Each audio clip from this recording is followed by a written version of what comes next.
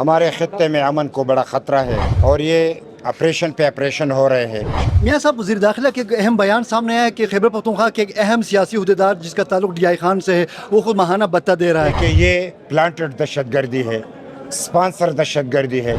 तो अब इनको पता चला कि वो तो बता दे रहे हैं। आज तो एक अहम जरगे का इनेकाद किया गया, सूबे में अमन अमान की सूरत हाल हम सब के सामने है। इस जरगे के हवाले से आप कितनी उम्मीद हैं कि जो आपने 28-30 निकाती जो एलामिया जारी किया, तो इस हवाले से आप खुद कितने पुर उम्मीद हैं कि इस कॉन्फ्रेंस के नतीजे में सूबे में अमन का क़याम यकीनी हो जाएगा?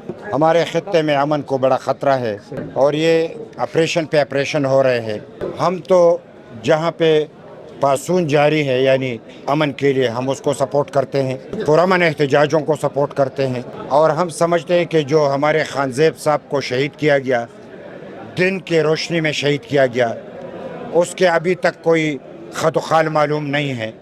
तो हम समझते हैं कि ये प्लांटेड दहशत गर्दी है, स्पॉन्सर दहशत गर्दी है।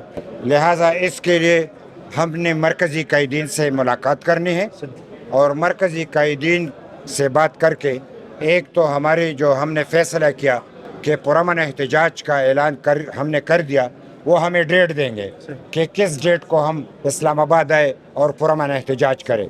और दूसरा ये कि वो मरकज़ में यानी हमारी फ़ौजी क़यादत से बात करे और पुरअमन तरीके से इस मसले को हल करने की बात करे कि आखिर ये क्या होगा, इसके लिए हल तलाश करना है तो कैसे तलाश। मियाँ साहब, वज़ीर दाखिला के एक अहम बयान सामने आया है कि खैबर पख्तूनख्वा के एक अहम सियासी अहदेदार जिसका ताल्लुक DI खान से है, वो खुद माहाना भत्ता दे रहा है।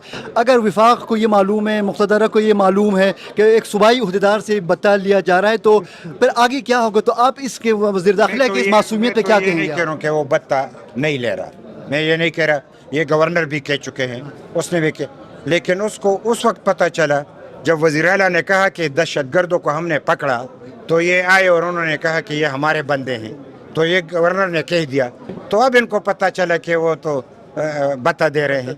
ये इंतकामन बात है, ये अमन की खातिर बात नहीं है, ये उन्होंने खुलूस से बात नहीं की। अगर इस अब उनकी जो जरगा है और APC से पहले ये बात करते तो अच्छा होता, लेकिन APC के बाद की है तो ये बदनीयती है, बेईमानी है।